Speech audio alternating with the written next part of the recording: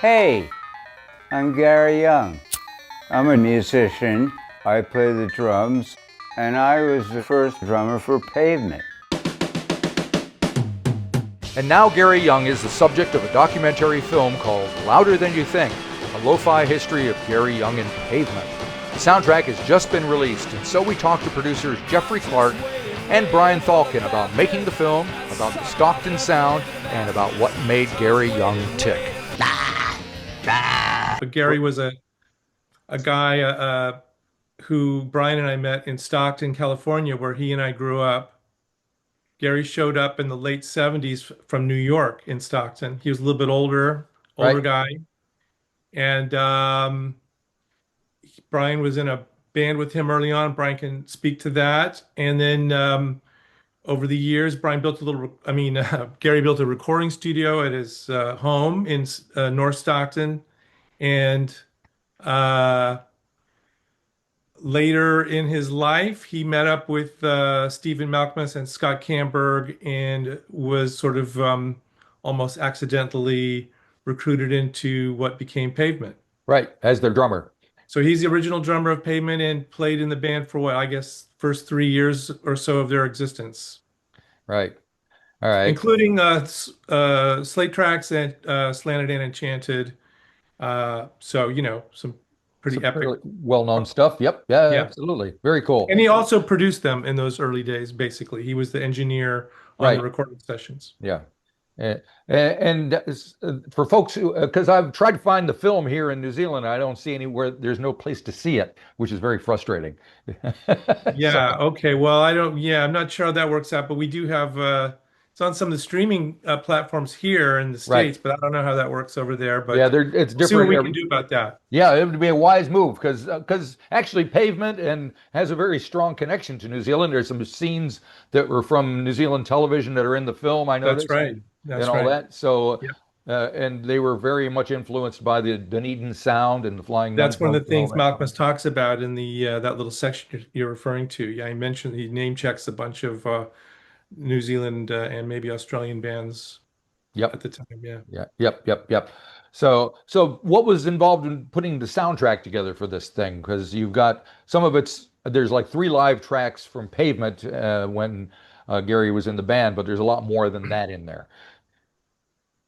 Well, because the film starts out and sort of the formation of Pavement occurred in Stockton, where, as I said, Brian and I grew up. Right. It's kind of a formative part of the story. Gary uh, uh, recorded a lot of bands in that late 70s, early 80s era and was in some of them, as Brian said. So maybe you could talk about that a little bit, Brian, like Yeah, sort because of because the Stockton sound isn't like the Athens sound or the Dunedin sound. It's not that well known, or you know, Seattle. the Stockton sound. Yeah. Well, what was the maybe scene just like? yeah, tell him, Brian, like sort of what Well, Stockton was there about. wasn't much of a scene. Like, we would do things like we brought the Dead Kennedys down from over from San Francisco a couple of times to play in Stockton. Right. So, so we could play with them. And we put on a lot of shows like that with, I don't know, various artists, Black Flag, Circle Jerks, Husker Du, and Steve was in a band called the Straw Dogs, and the Straw Dogs used to play with the Authorities quite That's when he often. was in high school, basically. Malcolmus was Yeah, like, what, 15, 16 years old. yeah, he was 16, 17, something like that, and we would have been, fresh out of high school, basically. Right. Um, Old guys of 19. well, yeah, I was 18 actually when I met Gary, and he was the ripe old age of 26. Gotcha. And I thought he was an old guy. So, but so I think a lot of what you hear on that soundtrack is bands from Stockton, Right. and not necessarily doing the same thing music wise. Everyone was kind of had their own spin on it, right? And but that's how it used to be, especially in a place like Stockton. You wouldn't get like 3 hardcore bands on the same bill. You'd get a new wave band, a rockabilly band, and a punk rock band or something like that. Right. It kept things interesting. So Well, it actually sounds like where I was from in Rochester. I remember bringing the first punk show I brought to Rochester. Rochester, New York. I brought Per Ubu and the Suicide Commandos to town, which was like the Wow. first punk show in Rochester in like 78 or 79. And from that, there's all sorts of weird stuff that sprouted and bands popped up, New Math and Chesterfield Kings and all those guys. So, Right. Yeah, it was kind of like that, if but there is something no hits Rochester sound, town that's for and sure. right, it makes an impact on people when something like that comes to town and shows you there's a different way. Yeah, yeah. Trying to picture that, Perubu. Wow, that's It amazing. was pretty cool Yeah. driving around with David Thomas and those guys. So yeah, but back to you guys. So and you've got the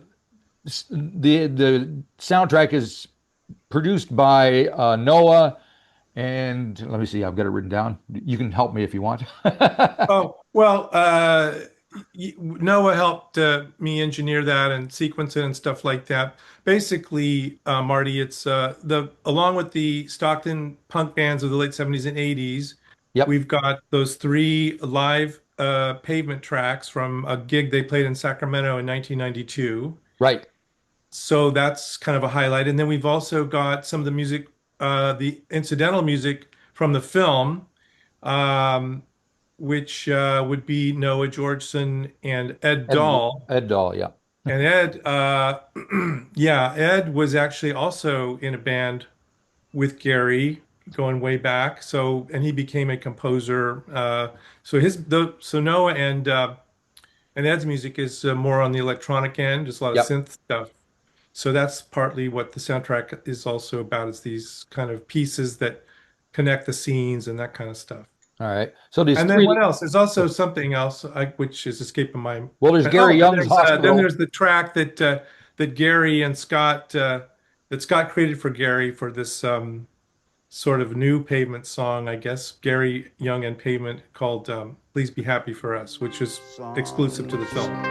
Please be happy, happy. Please be happy for us. Let's be happy for the standings. Let's our football team play and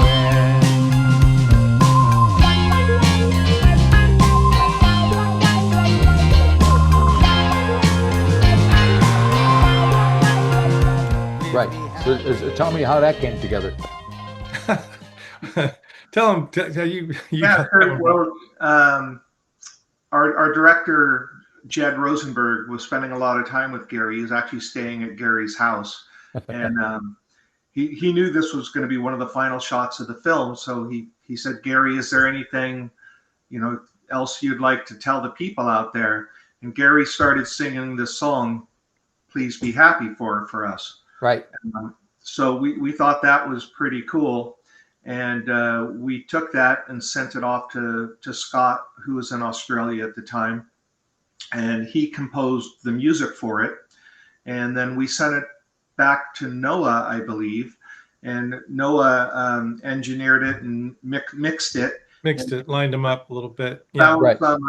some guitar parts that Steve had played and mixed those in as well. More like a feedback really thing, but actually, yeah, but Yeah. he Yeah. he sampled some Malkmus guitar in there. Yeah. Oh, cool. Yeah. And my understanding is that Gary got to see the film when it played at South by Southwest. Were you guys at that screening as well? Yeah, Oh, we yes. were. So what Yeah, would, yeah. tell the story, to fill us in on what that was all about. Well, it was kind of the culmination of it. Took us, I forget how long it took us to make that film, Gary. I mean, Brian, we started before the pandemic, Yeah. and by the time we finished, we were in Austin in 23. 23, in March of 23. Right. So Gary came out, of course, for that. Gary was a great fan of having the spotlight, Yes, I noticed and he got the that. spotlight. I mean, maybe that's something that if people aren't familiar with Gary might know. Along with his musical contributions to Pavement, he was also kind of famous or notorious maybe for doing weird stuff Yeah. in front of the gig, in front of the venue before the show. He would hand out bananas or, vegetables or weird, objects to the fans as they're coming in and basically make a spectacle of himself. He liked being a spectacle, and he would do handstands on stage, and that was another element. Right. And again, Gary was 20 years older Right. than Steve Malkmus and Scott Canberg and Obviously, Mark the and sensible Bob. anchor of the band, the material. Yeah, sure. Right, right. Well, there is a funny scene in the movie where he says, I brought, what does he say? He says, I brought order to the Right. situation. And, that's maybe slightly contradicted by everything else he does in the movie. But, Yep. but Yep. anyway, so yeah, Gary came out to Austin and we did a premiere screening there at the Alamo Draft House for South by Southwest that year. We won an Right. audience award, and Gary was, as Jed likes to talk about, our director Jed Rosenberg was sitting next to him, and Gary was heckling himself during the film a few times and stuff like that. Yep. So he was a kind of a bit of a star there in Austin. He was signing autographs and holding court. Yep. You must have been loving it. So, whose idea was it for the film itself? You mentioned Jed, the director. Was it his? Was he the driving force? Were there producers, the record label, a film distributor? How did it happen? Oh, it was kind of, I guess I would say it was, if anything, maybe my brainstorm more than anything else. Oh, I good. mean, it took everybody to do it, but I had Right. this idea in my mind for many years that Gary might be an interesting subject for a film. Right.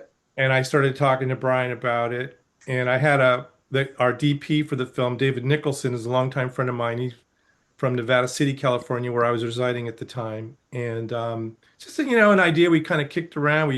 We went down to Stockton and did some footage, which some of that's in the film a few years earlier than the main part of the narrative of the film. And we just kind of I was persistent about it, I guess, or the timing was right. And then by the time Brian and Jed got brought in by David. So we realized, well, we need a director, and Yeah. David had worked with Jed before, so we did that. We'd never made a film before, and Cool. so we formed a film production company, Highway 99 Filmworks. Brian and I did, and kind of learned as we went along how to make a music documentary. Gotcha. And in the process of making a documentary about a character like Gary, I'm guessing you had to be careful about mythologizing some of the things that he got up to. I mean, let's face it, rock and roll is littered with people like, Sid Barrett and Rocky Erickson and people like that, who everybody knows, Yeah, you know, great point. I mean, that's something Brian and I talk about that quite a bit right? before and during and after as well. Maybe you could tell the story, Brian, about when the first day we showed up to shoot. Sure. Well, yeah, Gary has always had his issues. Even back, when I was a teenager and first started playing with him, the substances that he would use and that he was able to function on, it was kind of legendary. Right. But but we had arranged for the first day of filming, and I was flying down from Vancouver, Canada, and Jed was flying up from Los Angeles, and David Nicholson and Jeff were driving down from Nevada City or Davis or wherever you were, Jeff. Yeah. And I got a call from Gary's wife the night before saying, "You guys can't come."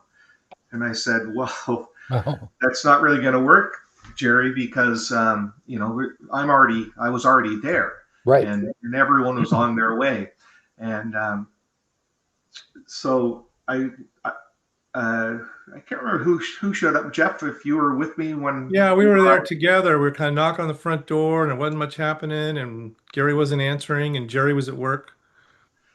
Yeah, so it took some doing, but finally Gary was passed out on the sofa, We and came in the back door, I think, maybe, and then yeah, yeah, and we found him, and Much like he is in the first scene of the film. Basically, I think that is more or less Yeah. what we saw.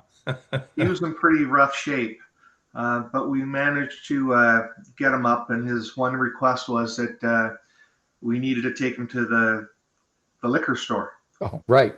Yeah.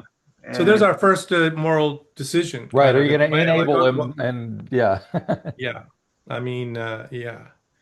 Which, we did, and we took him down there, and this is, as you'll see if you watch the film, he's got a bottle of orange soda that when he went to that liquor store, he bought a bottle of vodka and a big, whatever that is, 32 or what huge ounce Yep. bottle of orange crush or whatever. Yep. And he poured half that out and poured the vodka and the rest, and he's just hitting on that for the rest of the shoot, basically. He's uh, you know, that's how he got through the day. And in a weird way, it just he kind of perked up. I think that also had a lot to do with that he knew he had to perform, and Right. the camera's Right. on now, and he was very good at that, at to just turning on that energy. And then he kind of hit the wall around, I don't know, 1, 2 in the afternoon, and that's kind of you're done for the day. But Nap time. nap time, yeah, yeah. So that, yeah, I mean, we definitely didn't want to mythologize it. I mean, what Jed and Brian and all of us kind of talked about was throughout and in the editing process as well was, you know, Gary kind of speaks for himself in a way, who he is, what he is. Um, it just is what he is, and we kind of showed it. I mean, it's kind of warts and all, to Yeah. use a cliche. He could be very charming and funny and sharp, and then he could be sort of sad, and it's a grim picture. And Yeah. I like to think that I took when the film played in Japan, I took my son there. He was 13 at the time. He's 15 now, but he at the time of 13, I thought, he's old enough now he could sit here in this cinema in Tokyo Right. and see this as a bit of a cautionary tale, not a role model. Right. There you go. So, Well, that's a so, good way to look at it. If the 13-year-old if you can show it to your yeah, 13-year-old, then you've done the right thing. So, yeah, and it's interesting. You mentioned Gary's wife. She's kind of like the unsung hero. She's a very interesting character because absolutely. they've been yeah, together since high school, right? That's right. And here they are, 50 years later or something. And Yeah. No, it was, she's yeah, an amazing person in her own right. And, like, yeah, we definitely made sure she has her view is seen in the film. and how much input did she have in the actual making of the film? Did she talk to you about what she wanted or didn't want in there? No, like as Brian said, she was a little reticent to even do it at all, to be honest. Right. Jerry's a very, not an introvert, but like she's done, private person. yeah, she's a Yeah. private person. She doesn't want the spotlight, doesn't need it, doesn't care about that stuff. She knew what Gary was all about, and she was very generous with her, sharing the house and letting us kind of intrude on them. And like Brian said, Jed actually stayed there for a few days and that kind of thing. So no, we couldn't have done the film without Jerry, and she's been instrumental throughout. But it was almost more like kind of coaxing her out a little bit, or giving her the space to have her say about this, because life with Gary wasn't always a bed of roses for her. Right. I'm sure. Yeah. It had to Yeah. be hard So work, she's man. had the ups and downs, and she's got some, great things to say, and I think her perspective is really important. Yep. Could be the follow-up film. Yeah, probably. And so She on would that hate that. note, are She you thinking would. about doing more filmmaking now? Are you a filmmaker? Well, I guess we are, by default at this point, but we actually just had a meeting today where we're talking about a few things. I Oh, think, cool. yeah, yeah. We had a great, it was hard. It's a crazy thing. It's one of Yeah. those things that if you knew how hard it was it was going to be at the beginning, you might not have done it at all, but you're glad that you did do it. And um, so yeah, well, we'll see where it's going. But we actually literally did have a meeting earlier this afternoon, and we're talking about where Yeah. do we go from I here. don't know if you're aware, but they made a fantastic little film about Shane Carter of Dimmer and that from down, and it really covers the Dunedin scene down here in New Zealand. Oh, okay. And really kind of Yeah. nailed what it was like. in those formative years when the chills and the bats. Right, that whole thing that Malcolmus is really talking about in the film. Yep. So Yeah. Well, I mean, one thing about it, I would say this, Marty, is that at least from my perspective, I, uh, when we were interviewing editors earlier on, and one of the guys that we were interviewing, he said, "Well, why are you making a film about this guy? Like, is this about Pavement, or is it about this guy who was the drummer early on, or what?"